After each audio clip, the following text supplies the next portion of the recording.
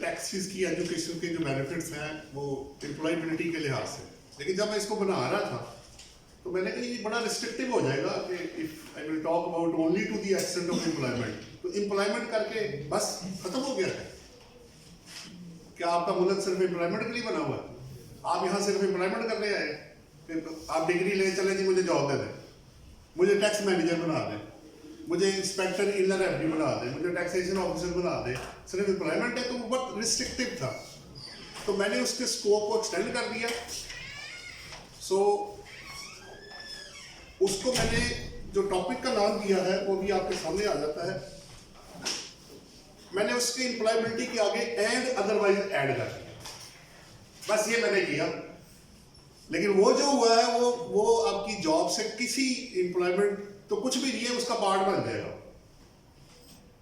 सो क्योंकि टाइम बड़ा लिमिटेड है, थोड़ी सी देर भी हो गई है, उसके लिए मैं माजरत भी चाहता हूँ आप लोगों से, आपको इंतजार करना पड़ गया। अब इससे क्या है स्कोप है, coming to the main point, instead of left and right होने के फोकस करते हैं मेन पॉइंट पे। 4 पॉइंट है जी मेन मेरे पास। सबसे पहले few minutes I will take regarding impact of a proper accounting system record and audit, आपके सामने नजर आ रहा है AI। उसके मैंने 5 की पॉइंट्स बनाए। Number 2, practical impact of taxes education क्या होगा। Number C, taxes education under the income tax law क्या बेनिफिट होगा, विद प्रैक्टिकल एग्जांपल एक मैंने बना दी, क्योंकि आप आज इधर बैठे हुए, कभी मैं भी इधर बैठा करता था, उधर से उठ के मैं इधर आ गया, तो मैं एज ए स्टूडेंट बन के सोच रहा था कि मेरे लिए टैक्सेस में अगर मुझे आप एक प्रैक्टिकल एग्जांपल दिखा दें तो मुझे बड़ी जल्दी समझ आ जाएगा। और सी फिर डी आगे मैं चला गया सेल टैक्स के अंदर, कि अगर आपको उसके पहले इम्पैक्ट टैक्स शेयर करेंगे और फिर उसका अगर आप अनअवेयर है, if you are not familiar with the taxes law, तो आपकी बिजनेस के ऊपर इम्पैक्ट क्या पड़ेगा।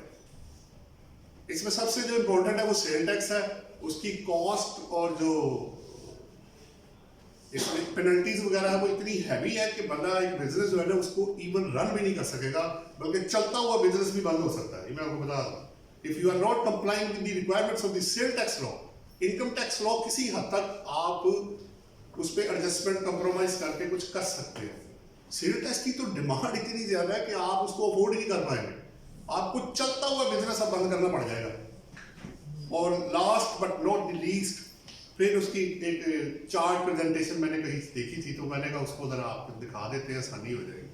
और एंड में कोशिश करेंगे आपके क्वेश्चन आंसर्स, कोशिश कीजिएगा आसान सा सवाल कीजिएगा, लेकिन चले अपनी जान छुड़ाने के लिए कह रहा हूँ, आपके पास पावर है, आप you may ask any type of question but connected to the topic होगा। No coming to the main point, इसमें ये मटेरियल भी आपको मिल जाएगा इंशाअल्लाह ताला।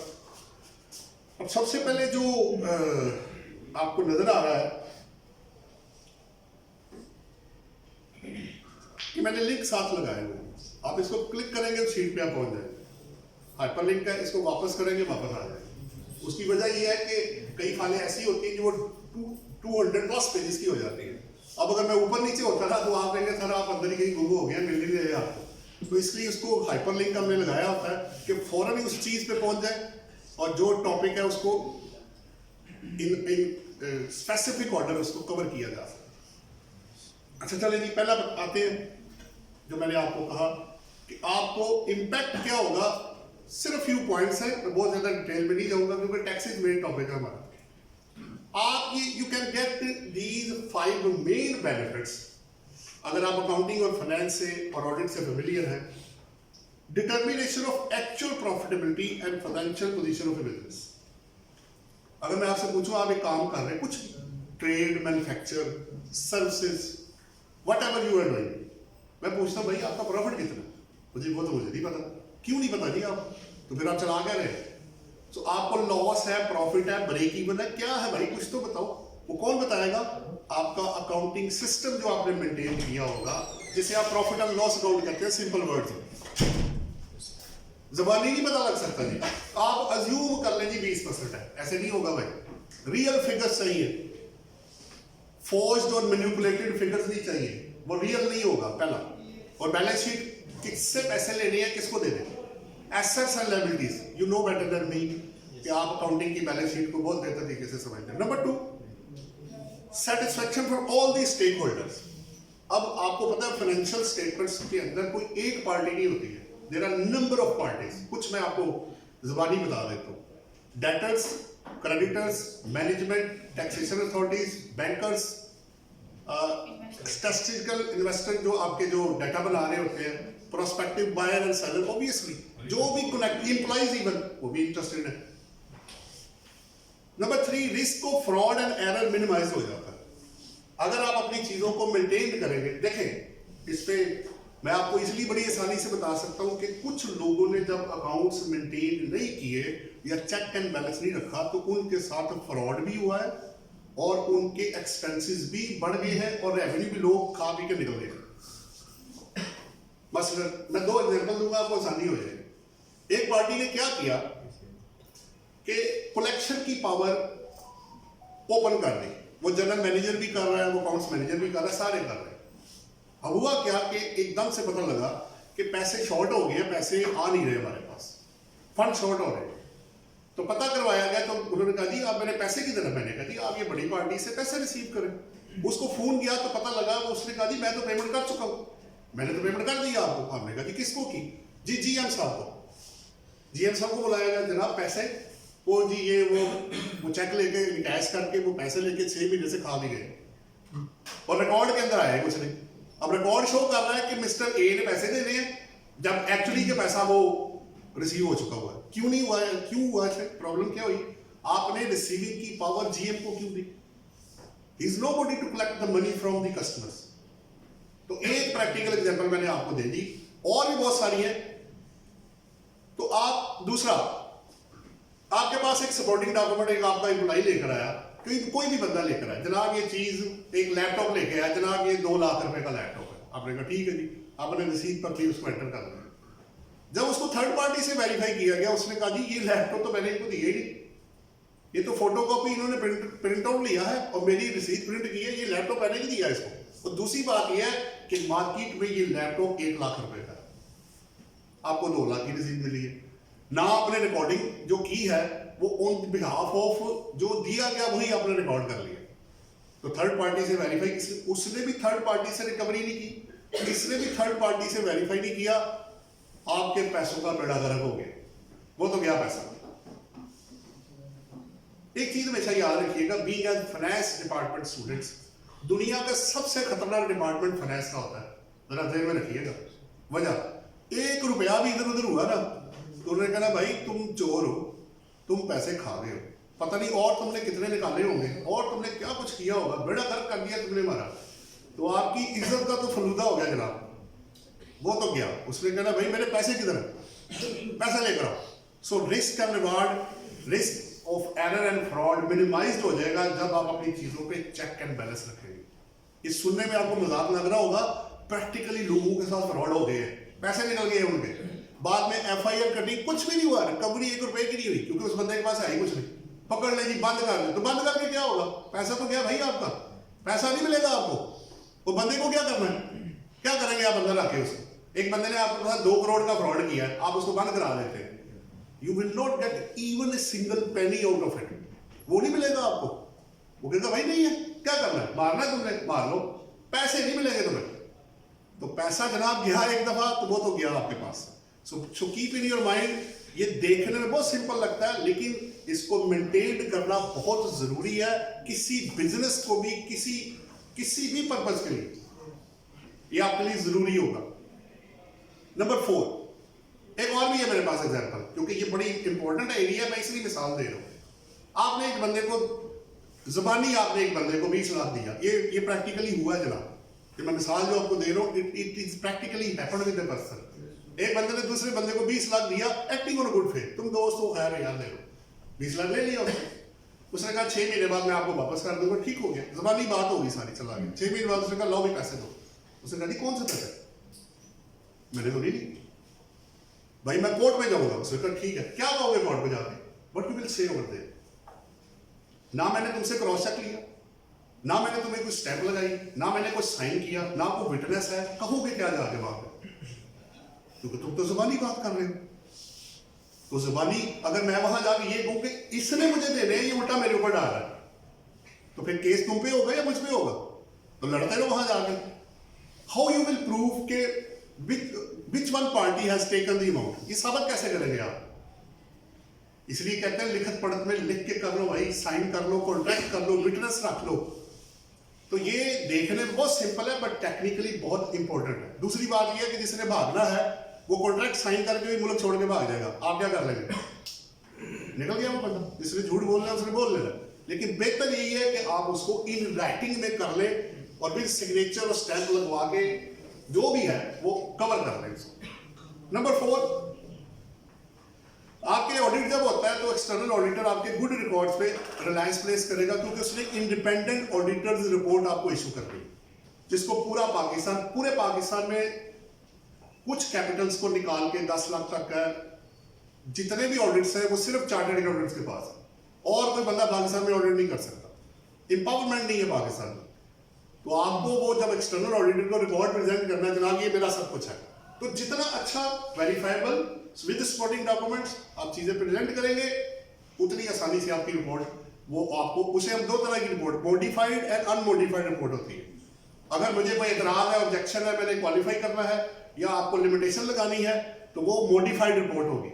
और अगर कोई ऑब्जेक्शन नहीं, क्लीन रिपोर्ट जिसे आप कहते हैं, उसे हम अनमॉडिफाइड रिपोर्ट कहते हैं। और आखिरी इस एरिया का beneficial in case of sale and purchase of business, वो आपको पता है किसी बिजनेस का अगर सेल परचेज है, अगर आपने निकालना है किसी बिजनेस को तो वो कुछ भाई क्या करते हो जी, प्रॉफिट अच्छा दिखाया नहीं कितना, बाकी एसेट्स और लायबिलिटीज वैल्यूएशन करके आपकी एक प्राइस, आपके पास एक बिल्डिंग है, आप बिजनेस कर रहे हैं, अब यदि ट्रेड करता हूं मैं, ये मेरे कस्टमर है सारा। अब 2 तरीके होते हैं सेल एंड परचेज के, या आप लैंड एंड बिल्डिंग सिर्फ दें, या विद ब्रांड या विद नेम उसको सब कुछ दें, फिर वो गुडविल के पैसे नहीं होंगे, बड़ा कुछ होगा। तो सेल परचेज ऑफ बिजनेस में आप इजीली डिटरमिन कर सकते हैं कि आपके बिजनेस में you will stand in with respect to the price of the business.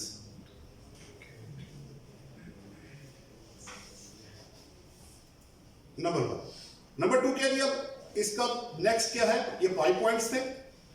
Taxes education का प्रैक्टिकल इंपैक्ट मैंने कहा ना हिस्सों में डिवाइड कर दिया, फाइनेंशियल का, प्रैक्टिकल का, टैक्सेस का, ये 3 हिस्से आप इस तरह कर लें, आसान हो जाएगा।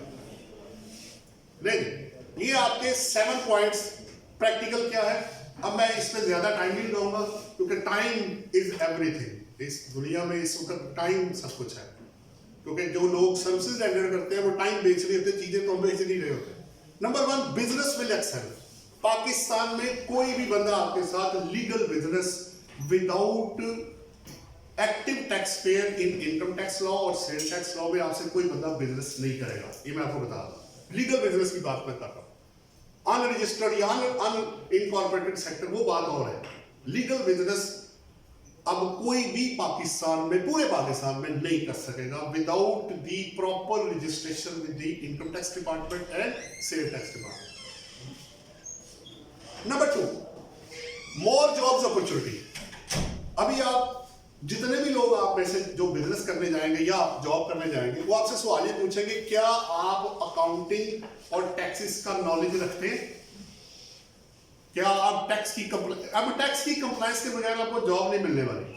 बहुत बड़े सेक्टर में ऑडिट वाला आपको लग कर दे तो लग बात है, वरना टैक्सेस और अकाउंटिंग आप इकट्ठा ही, देयर इज नो सेग्रीगेशन। अब वो पूछते जनाब आप टैक्सेस का नो हो है, आप जानते हैं कि टैक्सेस की कंप्लायंस कैसे करनी है, फिर आपसे सेकंड बात होगी लोन प्रोसेसिंग। आप लोन लेने जाएंगे, वो कहेंगे दिखाएं जनाब रिटर्न्स किधर, आपका डाटा क्या कहता है।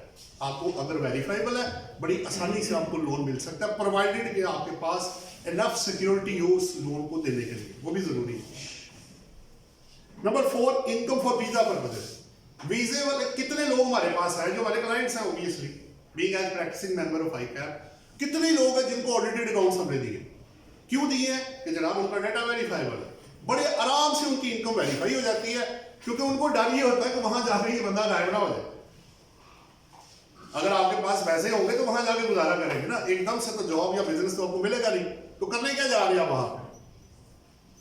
और माजरत के साथ इमेज हमने अपने पाकिस्तान का जो बनाया हुआ है वो इतना ज्यादा को अच्छा नहीं है।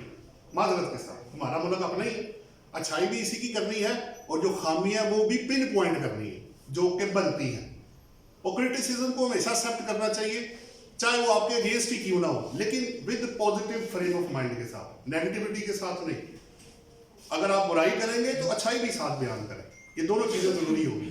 नेक्स्ट क्या जी, मेरे पास renewal of LCC membership, corporate sector या नॉन कॉर्पोरेट सेक्टर, जब भी आप चैम्बर ऑफ कॉमर्स की मेंबरशिप लेंगे वो रिटर्न के बगैर, इनकम टैक्स की रिटर्न के बगैर आपकी मेंबरशिप ना आपको मिलेगी और ना रिन्यू होगी। ये प्रैक्टिकल बेनिफिट्स आपके सामने आ रहे हैं। किस चीज के लिए? टैक्सेस की कंप्लायंस, टैक्सेस की एजुकेशन, अकाउंटिंग की एजुकेशन, दोनों को कवर कर रहे हैं। नेक्स्ट है जी अवेलेबिलिटी ऑफ गवर्नमेंट कॉन्ट्रैक्ट। इस वक्त जितने हमारे क्लाइंट्स हैं उनको जितने भी गवर्नमेंट के साथ कॉन्ट्रैक्ट्स हो रही है वो without active tax payer in income tax law and cell tax law वो देते ही नहीं। बताइए आपके पास तो रजिस्ट्रेशन ही नहीं है, जाए पहले रजिस्ट्रेशन करवा के, और रजिस्ट्रेशन कराने के बाद आपने टैक्सेस की कंप्लायंस भी करनी है। वो आप कंप्लायंस करेंगे तो तब एक्टिव टैक्स पेयर की लिस्ट में आप जाएंगे, वरना वो आपको अंदर नहीं जाने देंगे। वो कहेगा जी आप तो डिफॉल्टर है, मुझे लगता है पैसा तो साहब ने गायब किया हुआ है, कंप्लायंस ही नहीं कर रहे, हमारे साथ क्या करेंगे, जाए पहले रजिस्ट्रेशन करवा के। फिर मैं आपको टैक्स की स्पेसिफिक बताऊंगा कि उसके बेनिफिट्स क्या होते हैं रजिस्टर्ड होने के और नॉन ना होने के।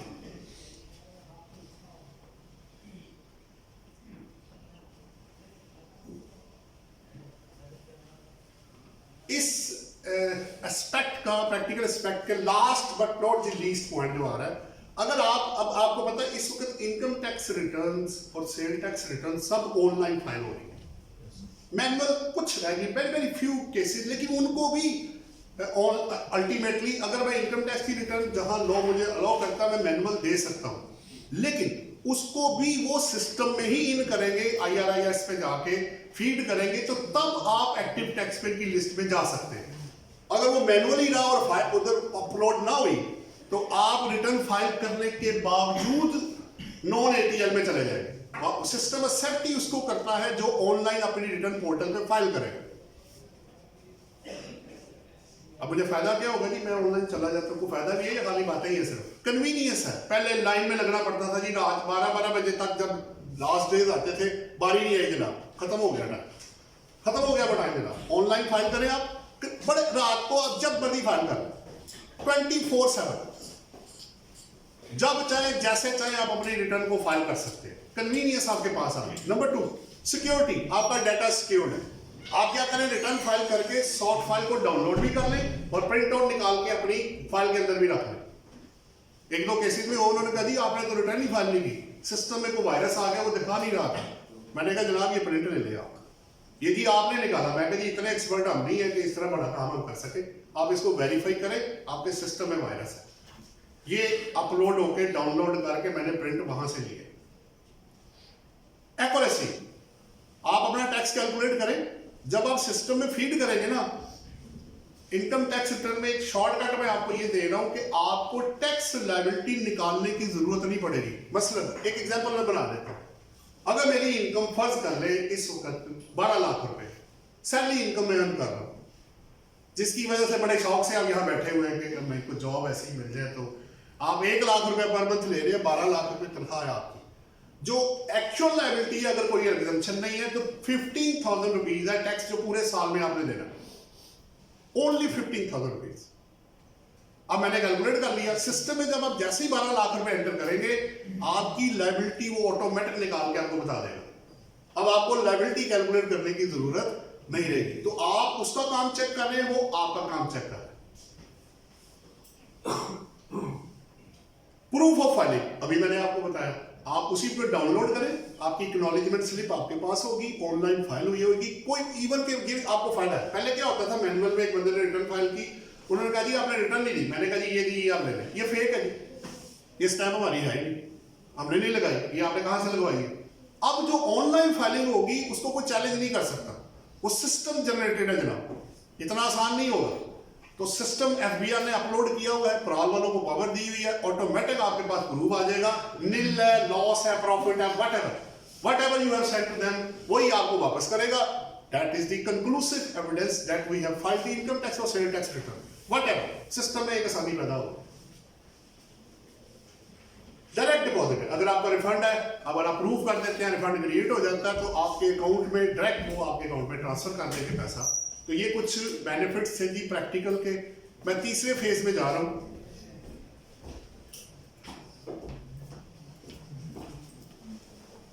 अब इनकम टैक्स में इस वक्त आपके पाकिस्तान में अगर आप एक्टिव टैक्स पेयर की लिस्ट के अंदर हैं, कुछ ट्रांजैक्शन मैं आपको बता देता हूं। आपको मसलन मैं प्रॉपर्टी खरीदने गया हूं, बेचने गया हूं या खरीदने गया हूं। मैं खरीदने गया हूं, फर्ज करें, एक एग्जांपल बना देते हैं। मैंने कहा जी कितने की प्रॉपर्टी, उसने कहा जी 1 करोड़ रुपए की। मैंने कहा ठीक है जी, डन हो गया। अगर आप एक्टिव टैक्स पेयर की लिस्ट में है तो 2% रेट ऑफ टैक्स है। कितना परसेंट है जी? 2%। 1 करोड़ का 2%, 2 लाख रुपए जी, 2 लाख बनता है।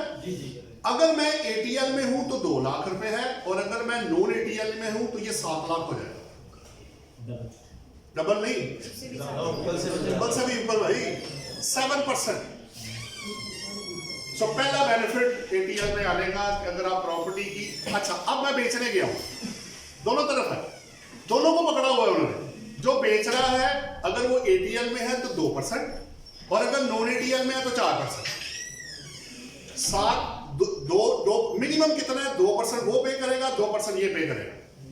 एडजस्टमेंट आपको बाद में मिल जाएगी आपकी लायबिलिटी के केस। अगर कोई इनकम बनेगी आपको एडजस्टमेंट मिल जाएगी, बट दोनों को पकड़ लिया उन्होंने। सो अब प्रॉफिट और डेट है। अक्सर लोग जो नेशनल सेविंग सेंटर में, आपको पता है बड़े लोगों ने इन्वेस्टमेंट की होती है, वहां से प्रॉफिट आता है, वहां का एवरेज रेट है 15%। अगर आप नॉन एटीएल में होंगे वो 30 हो जाएगा।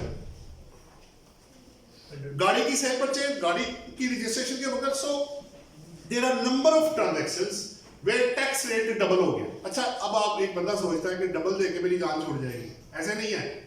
डबल दे के भी जब तक आप एटीएल के अंदर नहीं आएंगे आपको शो काज नोटिस इश्यू हो जाएगा कि जनाब आपने ये गाड़ी खरीदी, प्रॉपर्टी खरीदी, पैसे कहां से आया आपके पास, where from you have generated this amount. Tax ज्यादा देके जान नहीं छूटेगी, वो अपनी जगह पे, क्वेश्चन उधर ही है। जब तक उसको रिजॉल्व नहीं करेंगे मेन क्वेश्चन को, सेकेंडरी क्वेश्चन के सॉल्व करने से प्राइमरी क्वेश्चन खत्म नहीं होगा, ये जरा ध्यान में रखिएगा। तो लोग समझ रहे हैं कि डबल देके मेरी जान छूट जाएगी, अभी तो आप आए हैं, अभी तो शुरू हुआ है। Number 2, avoidance of legal proceeding. ये मैंने लिखा हुआ है, आपको देखे कलर चेंज किया हुआ, डिफॉल्ट सरचार्ज, पेनल्टी, प्रोसिक्यूशन। अगर कोई टैक्स पेयर अपनी टैक्स की कंप्लायंस नहीं करता, फर्ज करें मैंने 10 लाख जमा नहीं करवाया, मैंने कहा भाई नहीं कराता, क्या करोगे तुम वर्ष कम वर्ष क्या कर सकते हो मेरे लिए? आपसे प्रिंसिपल अमाउंट 12% डिफॉल्ट सरचार्ज, उसके ऊपर पेनल्टी, और अगर आप तब भी जमा नहीं कराएंगे पेनल्टी लगने के बाद तो प्रोसिक्यूशन भी हो सकता है। नंबर 3, आपको लास्ट 10 इयर्स का नोटिस इश्यू हो सकता है अगर आप लास्ट 5 ईयर में कोई एक रिटर्न मिस कर देते हैं। नंबर 4, आपकी, देखिए मैंने रिटर्न नहीं फाइल की तो टैक्सेशन ऑफिसर क्या वहां बैठ के इंतजार करता रहे आपका कि आप कब आएंगे, तो कब शुरू करेंगे? अगर आपको प्रॉपर अपॉर्चुनिटी देने के बाद आप कंप्लायंस नहीं करते तो वो अपनी अज्यूम्ड इनकम कैलकुलेट करके उस पर आपको टैक्स लगा देगा। तो कंप्लायंस में फायदा है जो मैं दूंगा, उसके अगेंस्ट अजम्पशन नहीं हो। फैसिलिटी ऑफ लॉ में काफी टैक्स क्रेडिट और बेनिफिट्स हैं, वो सारे आप अवेल कर सकते हैं। अगर आपके बिजनेस में शुरू में, आपको पता है जब बिजनेस शुरू करता है तो there are losses in the initial years, बाद में आप ब्रेक इवन फिर प्रॉफिट की तरफ जाते हैं, तो वो लॉसेज आप अगले सालों में एडजस्ट कर सकते हैं अगले प्रॉफिट्स में। फर्ज कर ले मेरे पहले साल में मुझे 1 करोड़ रुपए का लॉस आ गया, 50 लाख का लॉस आ गया। आप नेक्स्ट ईयर में मुझे प्रॉफिट आ गया, से 60 लाख रुपए का प्रॉफिट है, वो लॉस आप उस इनकम के अगेंस्ट एडजस्ट कर सकते हैं, आपको बेनिफिट मिल जाएगा। लेकिन कब?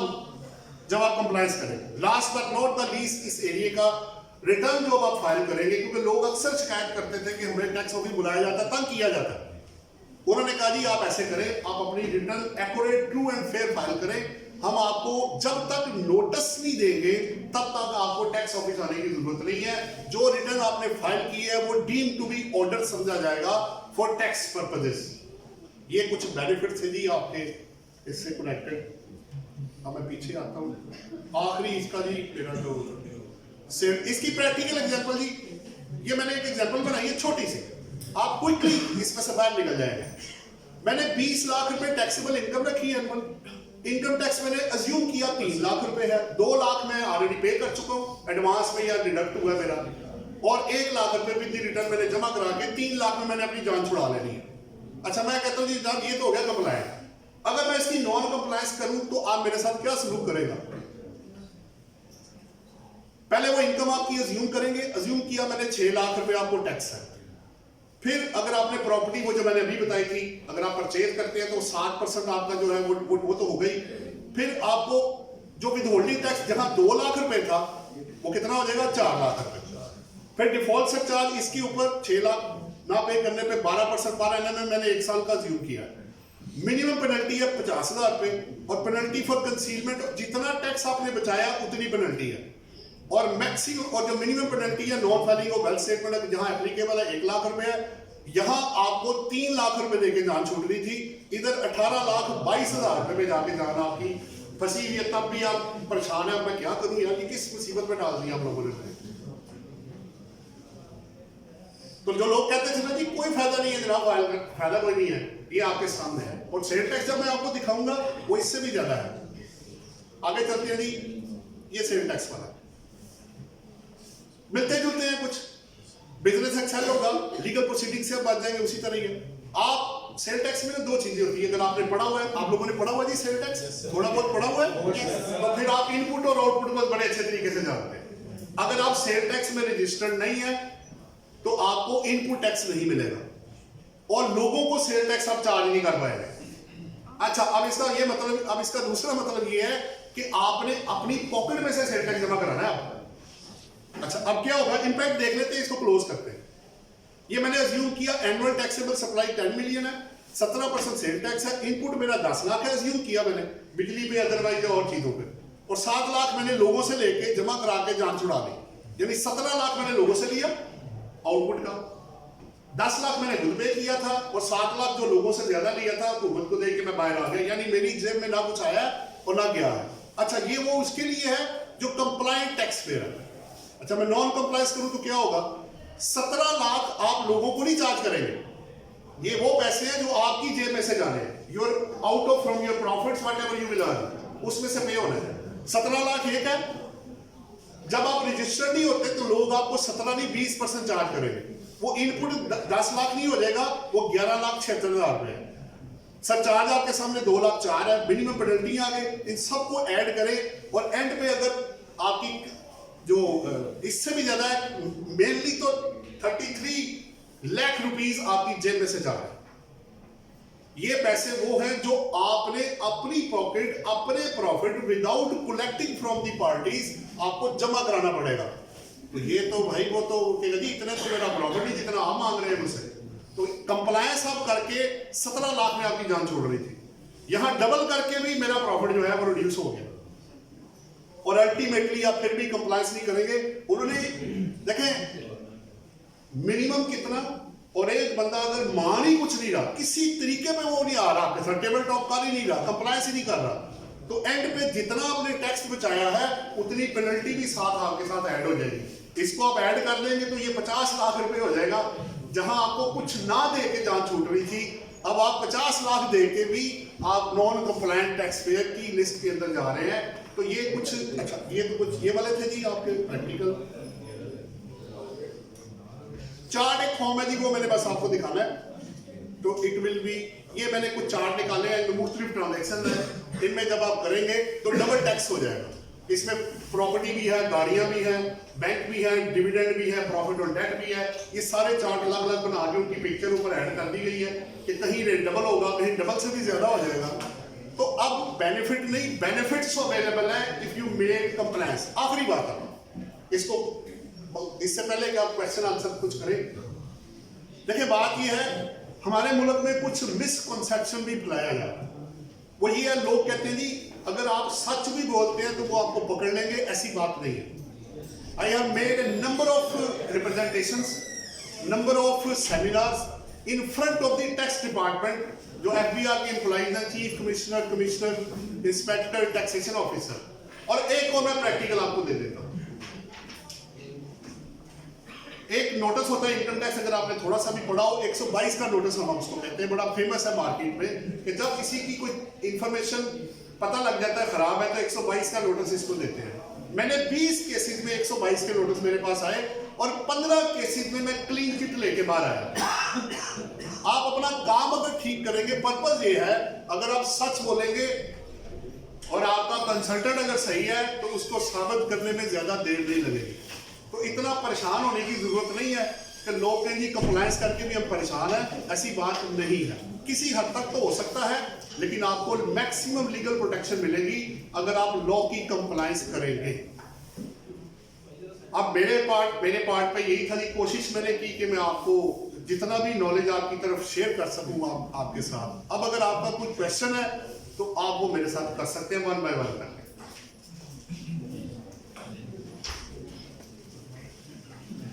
जी So there are a number of retired people in Pakistan who pay their taxes through their pension, and you know that pension is a very small amount. So if they get registered with FPR, will they get any advantage or benefit from that? मैं आपको बता देता हूँ। पहली बात तो ये है कि पेंशन पे टैक्स होता ही नहीं है। मेरे पास नंबर ऑफ एम्प्लॉइज है, जितने भी रिटायर्ड है पेंशन आती है उनको हम एग्जम्पशन क्लेम करते हैं, वो एग्जाम्प्ट है सेकंड शेड्यूल में। ठीक हो गया नंबर 1। नंबर 2, अगर उन्होंने प्रॉपर्टी या अदरवाइज प्रोटेक्शन लेनी है तो वो जब ट्रांजेक्शन करेंगे तो उनको वो बेनिफिट मिल जाएगा जब वो एक्टिव टैक्स पेयर की लिस्ट में आ जाएगा। आपका कोई और सवाल तो नहीं? चलो जी, एनी क्वेश्चन जी?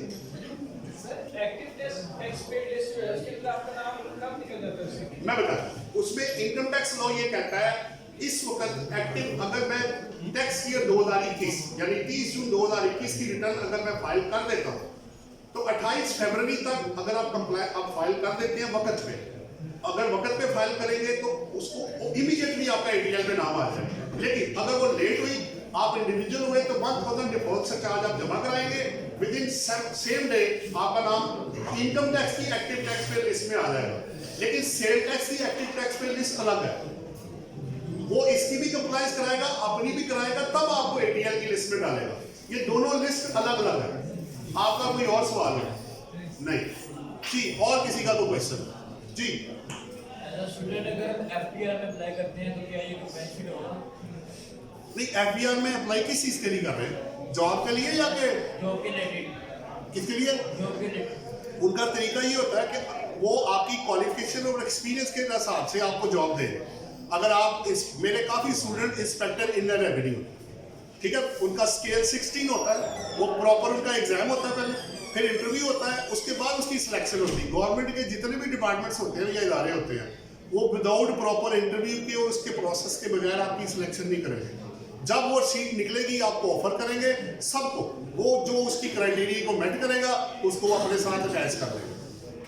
बेनिफिट की बात है तो सैलरी आपको मिल जाएगी जो आपके स्केल के हिसाब से बनती हो। जी, और कोई क्वेश्चन हो? Any question? जी Sir, our small shopkeepers, for example, milkmen वगैरह, they are not aware of FPR. Why? देखिए, बात यह है कि इंसान को पता तो सब कुछ नहीं ना होता। आप भी यहाँ बैठे हैं तो आप डॉक्टर तो नहीं है कि है नहीं पता आपको। हर फील्ड का एक नॉलेज होता है ना। आप अगर इंसान को अगर बाय बर्थ ही सब कुछ पता लग जाता तो फिर तो कोई स्टूडेंट भी यहाँ ना होता। आपको उस प्रोसेस को, चीज को लर्न करना पड़ता है।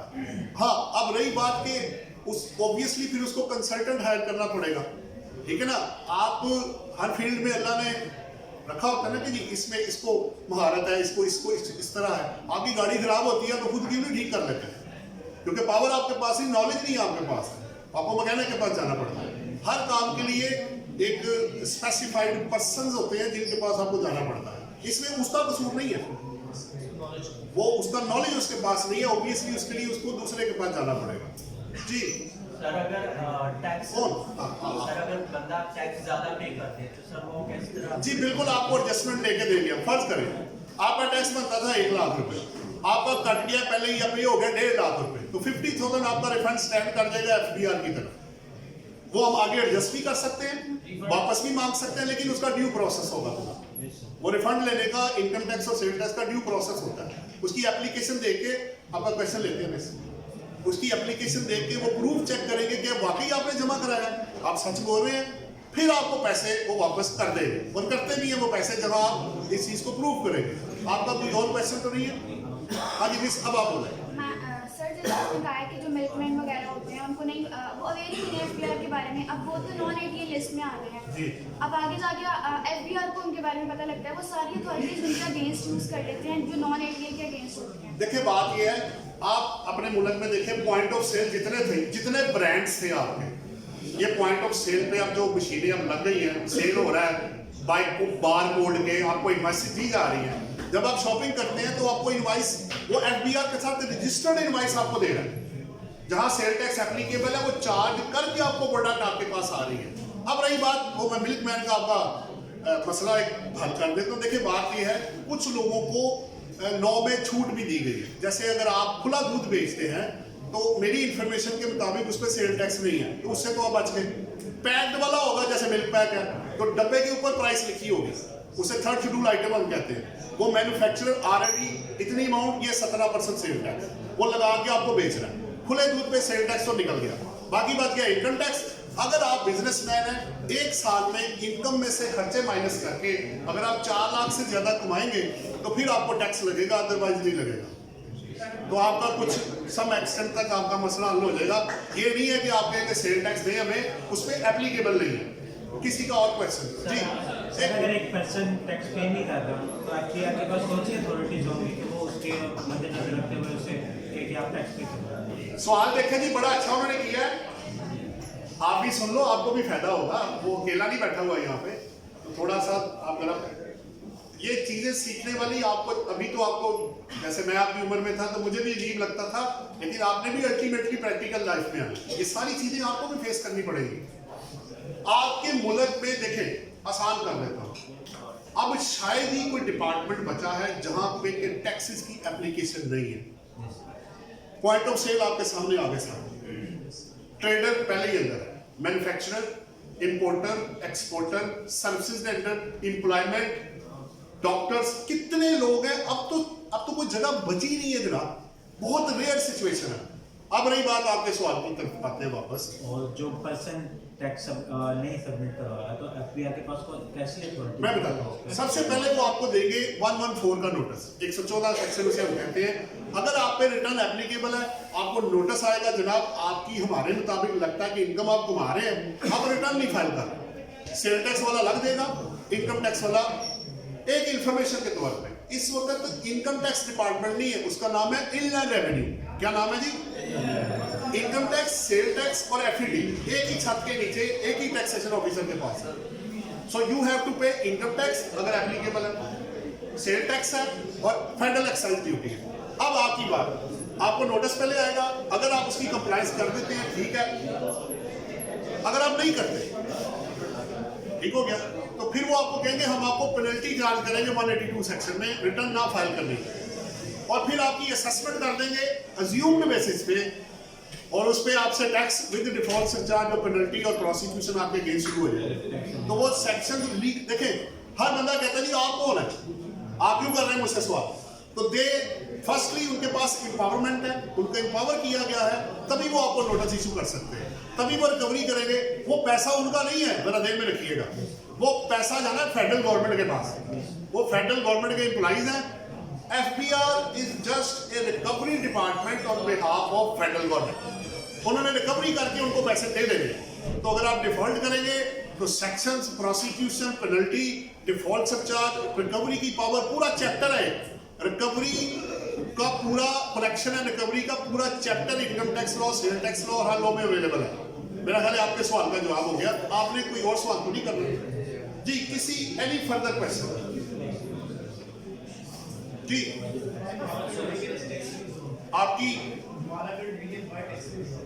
आपकी आवाज नहीं आ रही, मैं बताता हूँ। देखिए जब फाटा और पाटा अलग थे ना, फेडरल एडमिनिस्ट्रेटिव ट्राइबल एरियाज, तो उनके जरिए थे, वो आपके पाकिस्तान की टेरिटरी का हिस्सा नहीं थे।